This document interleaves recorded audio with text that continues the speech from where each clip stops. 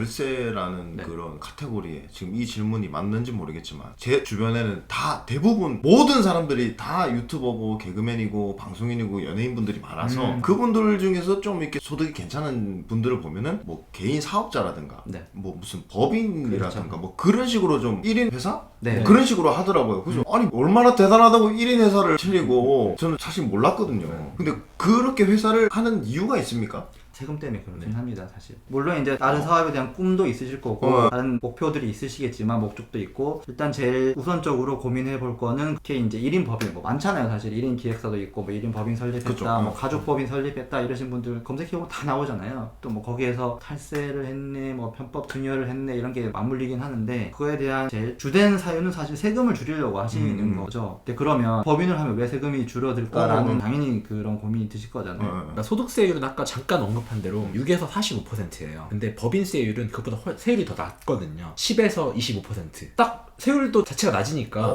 세금을 적게 낼 것 같은 느낌이 확 들잖아요. 그래서 표면적으로 사실 그렇긴 한데 엄밀하게 따지면 결국에는 법인에서 그런 이익이 발생을 하면 나는 그 소득을 가져오기 위해서는 또 배당이나 급여 처리를 해서 받아오거든요. 그러면 또 똑같이 소득세를 적용받아요. 그래서 정확하게는 사실 법인을 설립한다고 해서 무조건 세금이 절세되지는 않아요. 그러니까 표면적으로는 그렇게 되지만 실질을 따지고 보면 그렇진 않거든요. 그렇죠. 그래서 주 목적이 이제 절세를 위해서 법인 설립하시는데 단편적으로 보면 법인세율 자체가 소득세율보다 절반 수준도 낮으니까 그러면 매년 내는 소득 자체는 법인이 적죠. 게다가 법인에 또 비용 처리도 하실 때고 할 테니까. 근데 만약에 법인으로 돈을 벌면 법인에 돈이 들어있었는데 원래 만약에 100억을 벌었다. 너무 좋죠. 근데 세금을 내고 법인세를 한번 내실 거잖아요. 근데 그거를 내가 쓰고 싶어. 뽑아내야 돼요, 법인에서. 그쵸. 근데 함부로 뽑아낼 수 없단 말이죠, 법인에 있는 돈은. 그러면 이제 방금 세무사님 말씀처럼 급여든 퇴직금이든 뭐 배당이든 이런 식으로 해서 소득세를 한 번 더 내야 되는데 만약에 한 번에 다 인출을 하거나 많이 쓰실 거면 종국에는 이 법인으로 한 형태가 마냥 유리하지는 않다. 근데 다만 법인에서 계속 자금을 쌓아두면서 크게 키워가겠다. 뭐 물론 조금씩 빼겠죠. 당연히 써야 되니까. 그런 목적이시라고 하면 단편적으로 보면 개인보다는 그래도 법인의 형태를 띠면서 가는 게 유리하기는 합니다.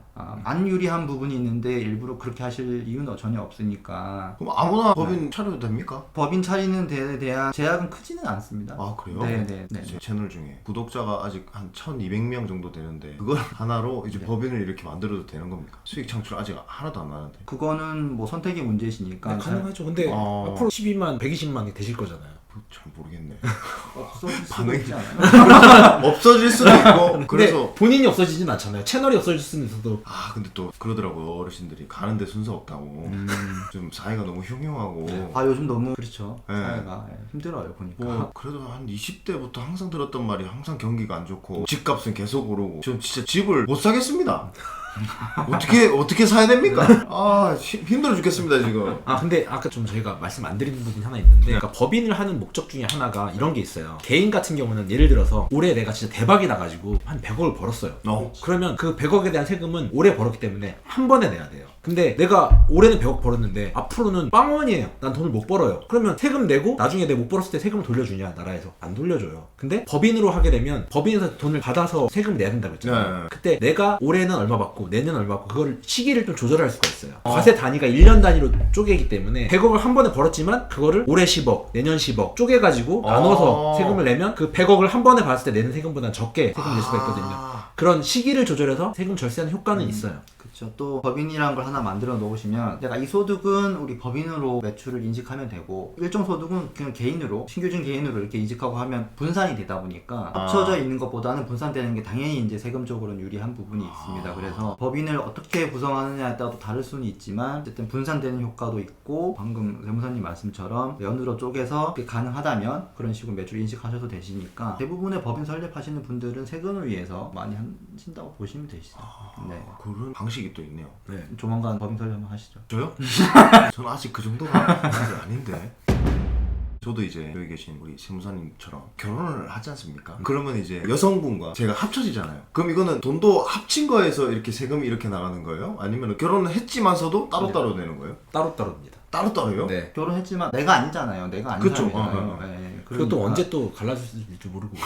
아니 결혼하지도 않았는데 그지. 아 맞습니다. 요새는 너무 거의 뭐 이혼이 트렌드다라는 말이 나올 정도로 그 정도로 이제 많이 한다고 하더라고요. 들어보니까. 과세 대상, 그러니까 납세 주체가 뭐 예를 들면 결혼했는데 남편이 있고 그다음에 배우자가 있을 거잖아요. 각각인 거고 소득세도 내가 번 소득에 대해서는 내가 내는 거고 내가 번 소득을 와이프가 낼 이유가 없잖아요. 내 소득인데. 그쵸. 예, 의무도 아니고 소득세는 각각 과세 주체가 다르다고 생각하시면 되시고 내가 만약에 원래 잘 돼서 10억을 벌었어요 현금이. 근데 와이프한테 주고 싶어 이렇게 그냥 그래 니도 같이 살고 고생했으니까 우리 뭐 하자. 근데 무턱대고 10억을 아무 이유 없이 줘버리면 이거는 세금이 붙을까요 안 붙을까요? 이렇게 물어보는 이런 의도 자체가 붙겠는데요. 붙긴 붙을 것 같죠? 근데 그 의도라고 했었잖아요. 아무런 의도. 만약에 의도가 명확하면은 괜찮습니까? 의도라고 해서 다 용인되는 건 아니고 예를 들면 생활비 목적으로 뭐 지출을 하는데 필요하다고 하면은 정말 생활비가 우리 이만큼 든다 예를 들면 그랬을 때 이제 이체를 하신 부분에 대해서는 상관이 없을 것 같은데 이 자금이 큰 사유 없거나 이랬을 때 하면 증여라는 말 많이 들어보셨죠. 증여세. 증여세. 네, 증여세가 나오다 보니까 그 부분은 부부 사이에도 조심하셔야 되고. 결혼 10주년이라는 엄청난 기념일이라서 선물로 줬다. 얼마를? 10억. 10억을.